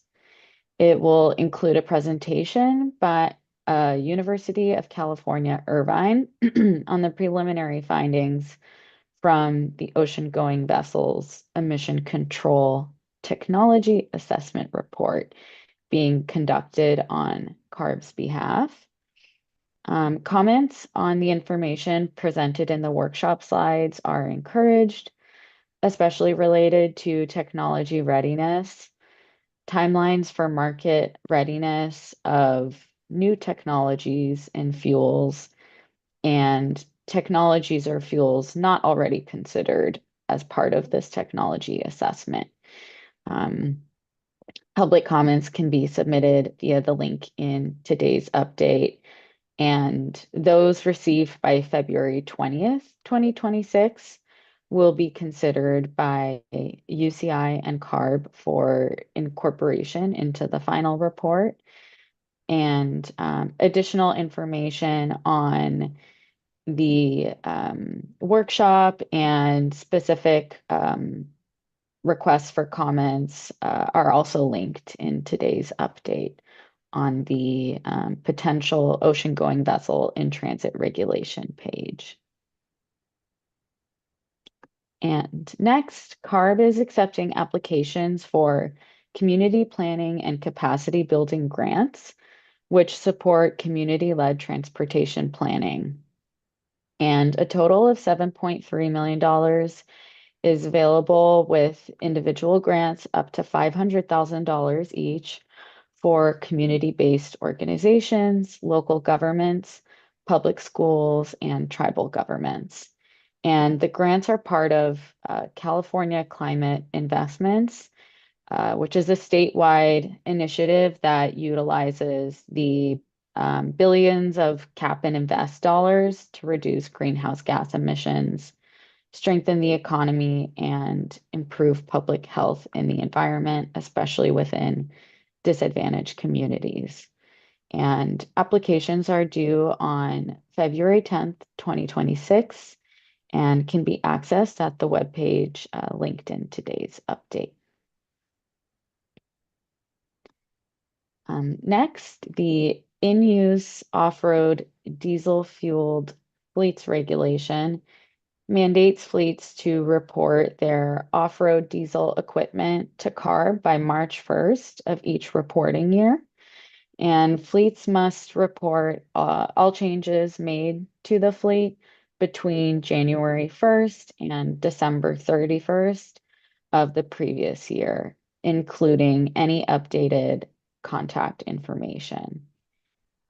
Additional requirements and reporting guidance can be found in the DOORS user guide and a tutorial on the annual reporting process will also be held via Zoom on February 11th, 2026 from 10 to 11:30 a.m. And links to the user guide and to register for this tutorial are also provided in today's update, as well as additional information for approved amendments to the off-road regulation. And for our next item, CARB welcomes California tribes to participate in a tribal and community listening session focused on the Drive Forward initiative, which is the next phase of policies to support clean transportation in light of the illegal waiver actions impacting our mobile source emissions. During this listening session, CARB staff will hold a discussion about the initiative and clean transportation incentives and listen to tribes regarding clean transportation needs, concerns, and questions. And this session will take place on February 17th, 2026 from 10 a.m. to 12 p.m. Via Zoom. And links to register for the listening session and to view additional information on Drive Forward are provided in today's update. And next, CARB will be hosting the first public workshop to introduce the processes for updating the Carl Moyer program guidelines. An overview of the program will be given, followed by an outline of the upcoming process for potential updates to the incentive program guidelines, and there will be an opportunity to provide public input on this workshop. And so this workshop will be held remotely on February 26th, 2026 from 1:30 to 3:30 p.m. And a link to register is included in today's update, in addition to additional materials on the Carl Moyer meetings and workshops. And professional landscapers are invited to participate in a work group hosted by CARB to discuss recent updates to the small off-road engine regulations that impact new engines used in landscape equipment. We provided a previous update on these public landscaper work group meetings, so this is just a reminder for the next meeting. These meetings are held quarterly, and the next one will take place on March 4th, 2026 from 5:30 to 7:30 p.m. And an agenda for this specific meeting will be available at the links provided in today's update as well. For our next update, the Clean Truck and Bus Voucher Incentive Project, also known as HVIP, reopened on December 16th, 2025 with new funding. HVIP provides fleets, including state and local government fleets, with expanded opportunities to purchase zero-emission, medium, and heavy-duty vehicles, including Class 2B pickup trucks at reduced costs through point-of-sale vouchers. And funding is available according to eligibility, with specific amounts set aside for public fleets, drayage trucks, and transit. Additional information on these funding opportunities and specific eligibility criteria can be accessed in the link included in this update. And moving on to our next item, a public hearing will take place on May 28th, 2026, with a public comment period open through March 9th, 2026, to consider approving for adoption the proposed amendments to the regulation for the California cap on greenhouse gas emissions and market-based compliance mechanisms, previously known as the cap and trade regulation. And these regulatory updates are a result of AB 1207, which was signed into law last September and extends the program previously known as Cap and Trade. The amendments are informed by not only AB 1207, but AB 1279 and other regulatory requirements, and focus on several objectives, including updates to allowance budgets and market rules, revising methodology, technical updates, and administrative updates to streamline program implementation. And again, comments for this regulatory action will be received through March 9th, 2026, or they can be made during the public hearing on May 28th, 2026. Written comments received through March 9th can be submitted via the link included in today's update, and there's additional materials on the proposed amendments, including those specific amendments that I listed earlier. And so I recommend checking out the materials for more information, as there's a handful of amendments being proposed. And CARB will also conduct a public hearing on the same day, May 28th, 2026, with a public comment open through March 9th, same deadline as the previous item, to consider approving for adoption the proposed amendments to the regulation for the mandatory reporting of greenhouse gas emissions. And since the board's 2017 amendments to support cap and trade regulation data requirements authorized under AB 32, the board has identified additional requirements and clarifications to the reporting regulation to be heard at the May 28th, 2026 hearing. And these amendments support accurate and complete reporting of GHG emissions, excuse me, and product data, including the statewide GHG emissions inventory, and further clarify regulation and reporting requirements, such as the allocation and calculation of compliance obligations. And these proposed amendments do not change the overall reporting structure or requirements of the reporting regulation. They're meant to simply clarify the regulation and reporting requirements. And so comments for this regulatory action will be received through March 9th, 2026, or also at the public hearing on May 28th. And written comments received through March 9th can be submitted via the link included in today's update. And additional materials are included for these proposed amendments as well. And as for our next item, CARB is soliciting feedback from the public to inform our work to reduce methane emissions from the dairy and livestock sector. Responses to this solicitation will inform CARB's approach to implementing Senate Bill 1383 and responding to board direction in Resolution 24-14. So Senate Bill 1383 establishes short-lived climate pollutant reduction targets, including a methane emissions reduction target for the dairy and livestock sector of 40% below 2013 levels by 2030.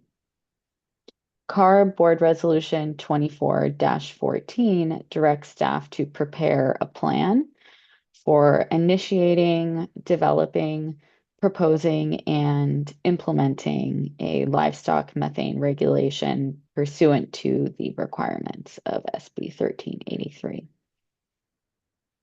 CARB is soliciting public input and information on evaluating methane emissions data, methane mitigation strategies, and potential regulatory approaches for the dairy and livestock sector. And public comments for this will be accepted through March 30th, 2026. and can be submitted via the link included in today's update.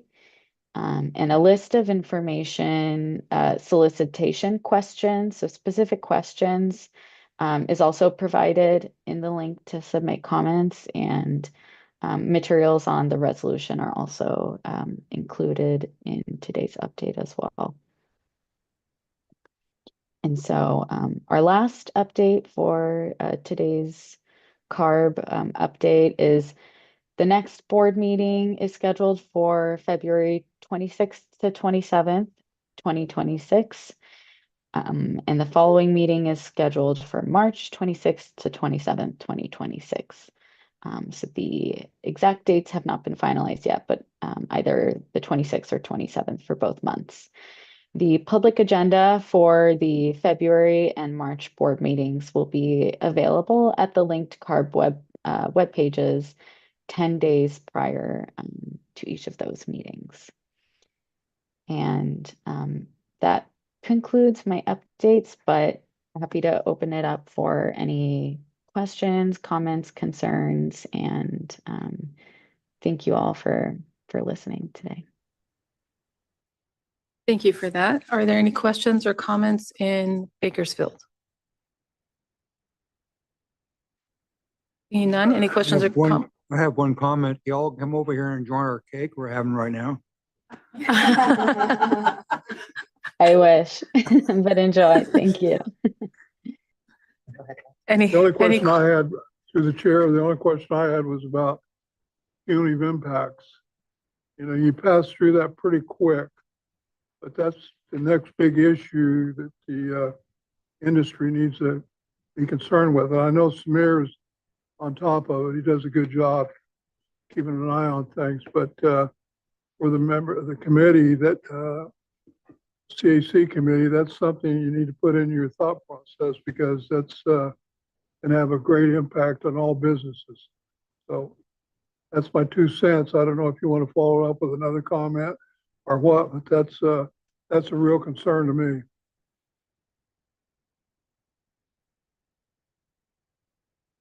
Yeah, thank you. Yeah, I hear you. And we'll definitely see if there's any additional materials we can pass along as far as regulatory impacts goes. I haven't, this particular item is not within my scope of work, so I'm not sure if that's included in the materials linked. But yeah, if any additional materials would be of interest, we're happy to reach out to the relevant folks and get additional information on that. It is definitely an important topic.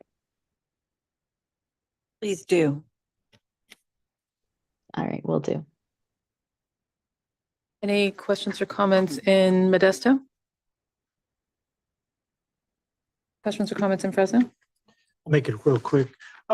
Mark and Sheila, you just released, I guess, yesterday, CARB is moving forward with Tier 5 engines out of Riverside, and you're going to have a workshop. And I notice it's not, or a discussion item, it's not on your things for dealing with, but the Tier 5 engine, I think we really need to see the cost of that engine.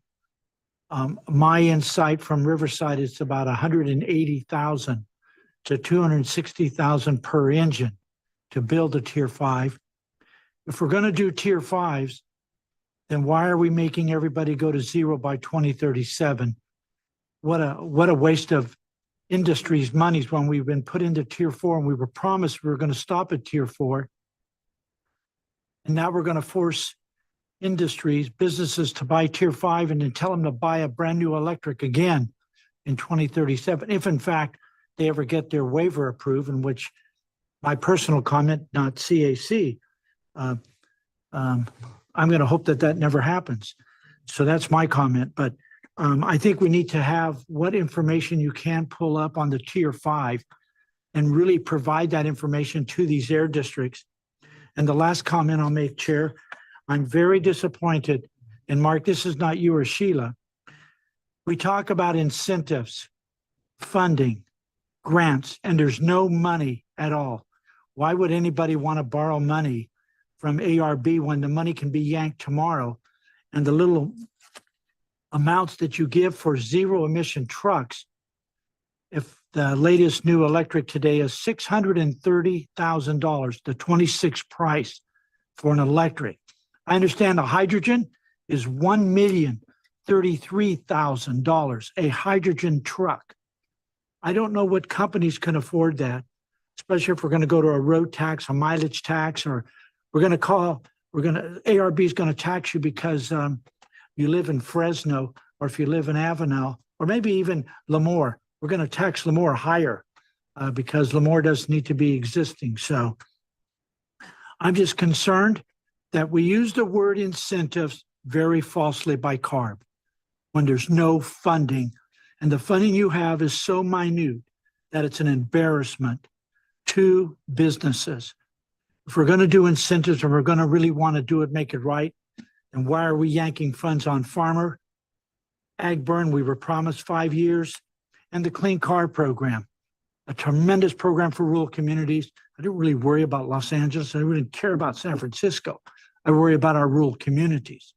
So I appreciate the report. Like I said, Mark, this is a tremendous positive, but the wording that the staff used, not you folks, is very misleading. Thank you. Any other comments from Fresno? Seeing none, I'll just end with just a reminder to the CAC members, make sure that you submit public comment on these items because what you say here may not make it where it needs to go. So just make sure that you do your due diligence and make those comments known. And with that, we'll go through the chair. If I could just, from a meeting kind of management perspective, I do think that we continue working closely with CARB to make sure, they're, as you saw today, bring in, comprehensive updates. And I think they're definitely hearing you on like, I think the tier 5 and some other things. There's a lot going on, as you can tell, with public engagement on a variety of things.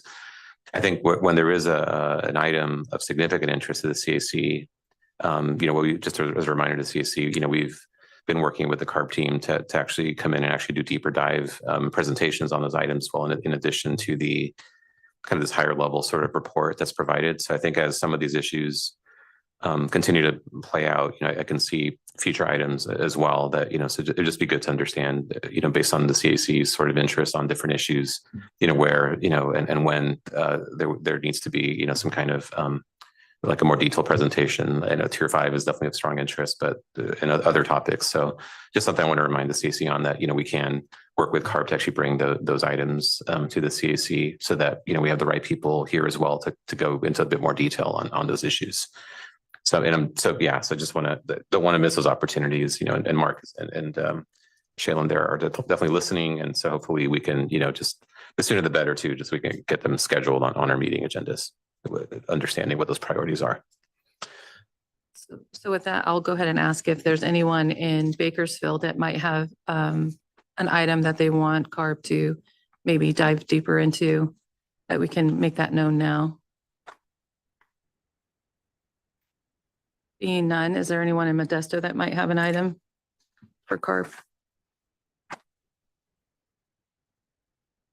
Being none here in Fresno, I think maybe. Yeah, I'm sorry, Madam Chair. Yeah, Yes. if we could have a little deeper dive on the greenhouse gas emission reporting, about what they're looking for, or what, in terms of tips and tricks, I've heard, or what's going to happen with that, since that happens to affect manufacturing the greatest. Thank you for that. And then I think the tier 5, we all can agree that that should probably be something that we get a deeper dive in as well. Is there anything else that anyone in Fresno would like a deeper dive on with CARB?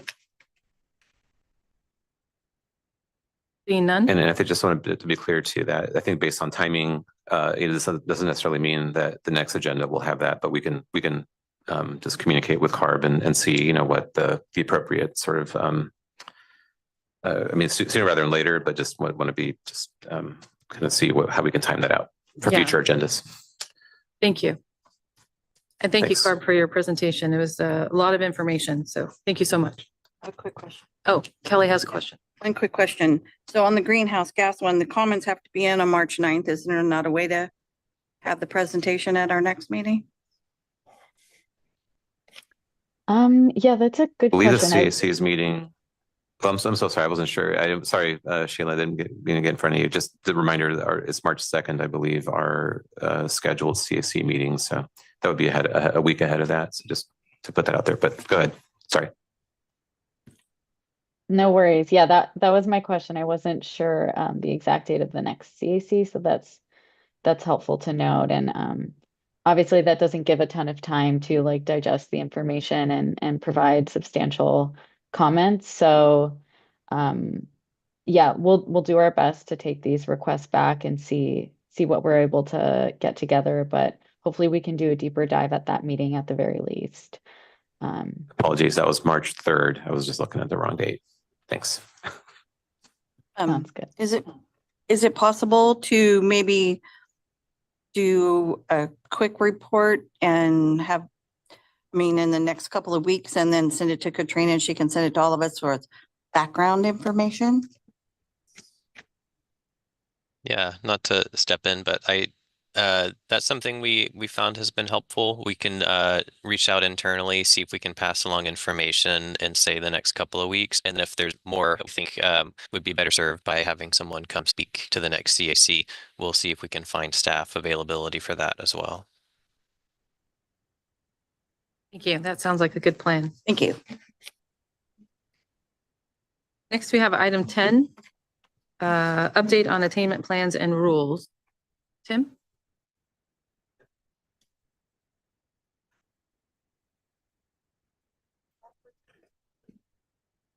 Madam Chair, members of the committee, I'll keep it abbreviated just on the nature of time.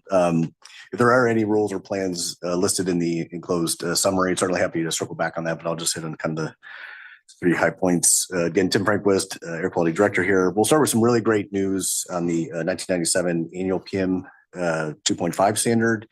We had reported last July that the EPA had proposed a determination that the Valley had attained the standard by the December 31st, 2024 deadline.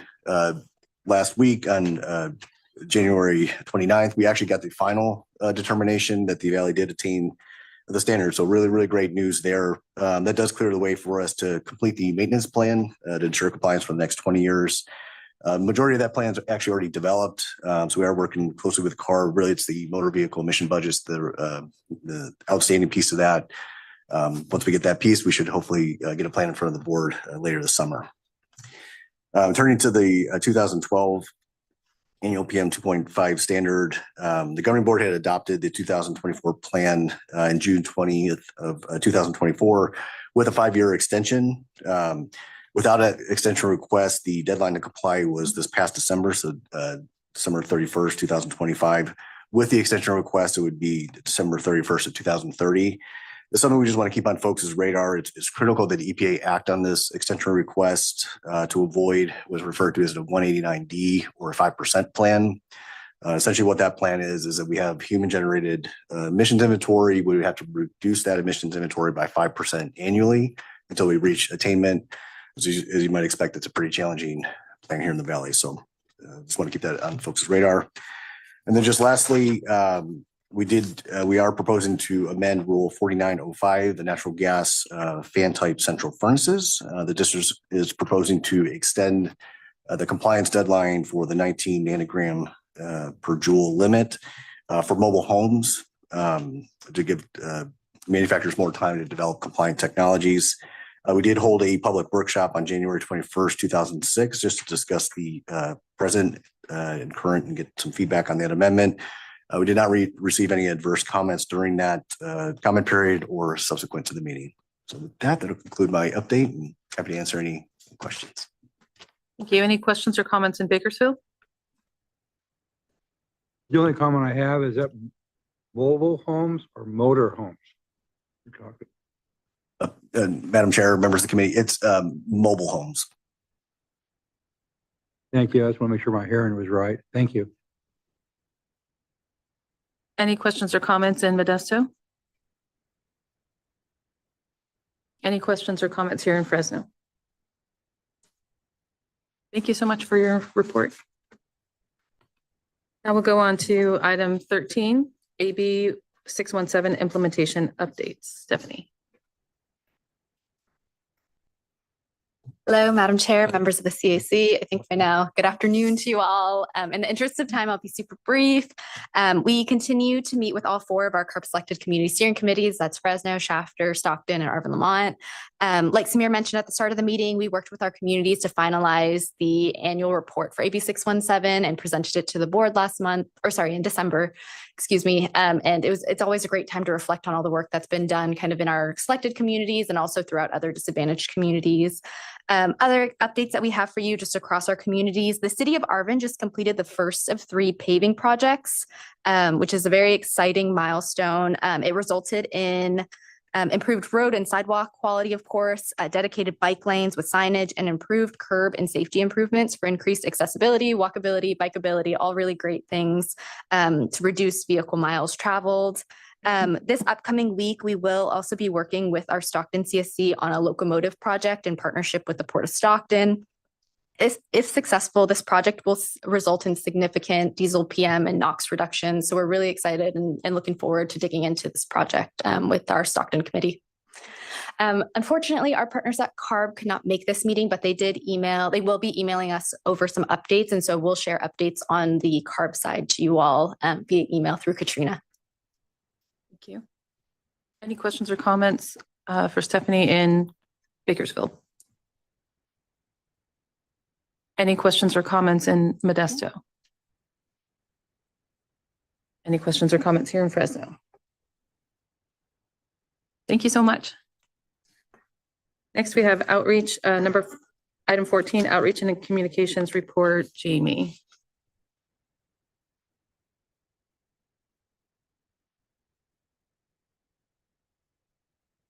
Hello, everyone. I will also be brief. 2 things. Our kids' calendars are available in all regions. We've been distributing them up and down the valley, mainly hitting our healthier living schools, but we have dropped them at libraries, city halls, with anyone who requests them. So if you want some, they're in each region.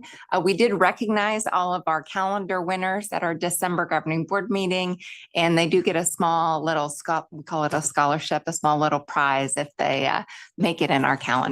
The calendars are here. Second thing, you know what next week is? World Ag Expo. We will be out there. It's February 10th, 11th, and 12th. Everyone say a little prayer that the fog will not be around because we got to move people up to Tulare.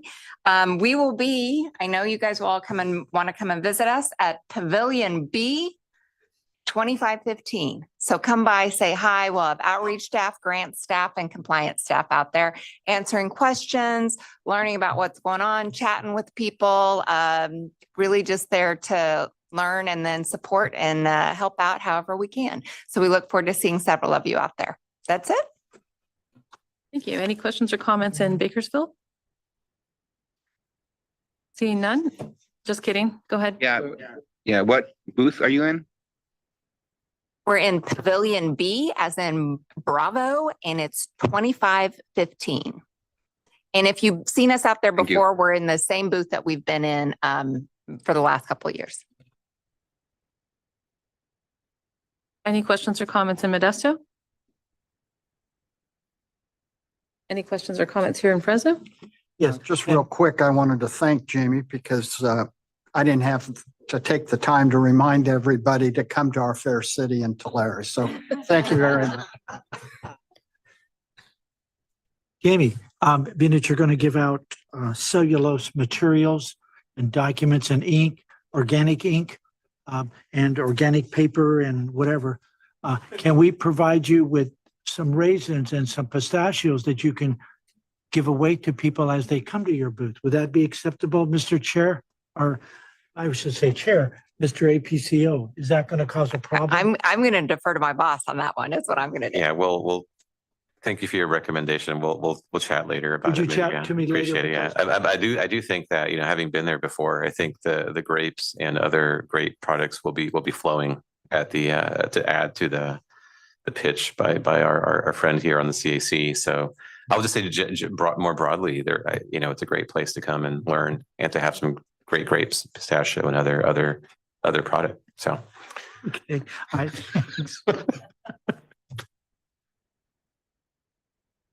Seeing no other questions or comments, I will go ahead and move on to item 15, CAC member comments. Are there any CAC member comments in Bakersfield? Seeing none, just go ahead.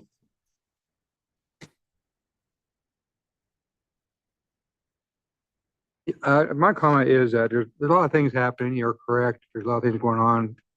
But sometimes I feel that because of California and the financial situation it is, that the people pay the price. Well, and just to point out disadvantaged cities and stuff, but everybody is involved in there.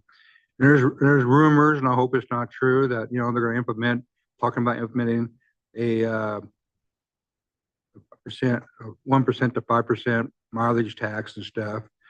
And that's going to make people think about driving. Yeah, they're trying to reduce driving and get more funds for whatever they use it for. Nobody knows. But what about people who drive out of state for business or pleasure? They have to pay the tax at the end of the year too. How do they keep that separate? Is it be a different tax for businesses versus residents? There's so many questions involved. If they do implement it, I hope they don't. I hope it's all fake news. But that's some of the concerns that I would have as far as sitting on this board that needs to be brought up to have for a discussion. But you know, clean air is great. We all want clean air and stuff, but sometimes it comes to at what price. And seems like one solution is everybody's leaving. I have a business, it's in Modesto, and Modesto has been very kind to me. I have no complaints about that, but it's still hard to do business in California because I'm competing with people outside of California, and also I'm competing with other countries because they can do it a lot better pricing and less regulations, and it makes it hard to do business and even to live in California. The cost of living here is much higher, so we need to look at both ways. What can we do to accomplish our mission for clean air? But at the same time, can we retain our businesses and the citizens to stay here in California? That's a real question that my concerns are that I have. So that's all I have to say. Sorry about that, my little rant, but it's getting more and more desperate when things are coming to pass. Thank you. Thank you. Any questions or comments in Modesto? Seeing none. Questions or comments? Not comments. Comments, not questions from CAC members here in Fresno. I'll just echo what you had just mentioned, Orchel. I know that myself and the community I represent as an elected, if I were to make decisions like the state makes, you would probably, yeah, I mean, who knows what the community would do to me. But there needs to be some, I mean, who audits the state government, right? But it seems like there should be another way to come up with that revenue, or at least bridge the gap, instead of putting it on the backs of our residents and taxpayers, especially in the great state of California, where we bear a lot of that burden already. So I would just echo what you say there. And I think your estimation on what the gas tax would be potentially, I'm hearing much higher than that. So who knows? We'll see what happens. But with that, we'll go ahead and move on to item 16, volunteer to represent report during governing board meeting. Yes. Mr. Cunha has volunteered for that. So with that, we'll go ahead and adjourn the meeting at 12:09. Thank you guys so much. Please drive safely going home. Mayday, mayday. Mayday, mayday.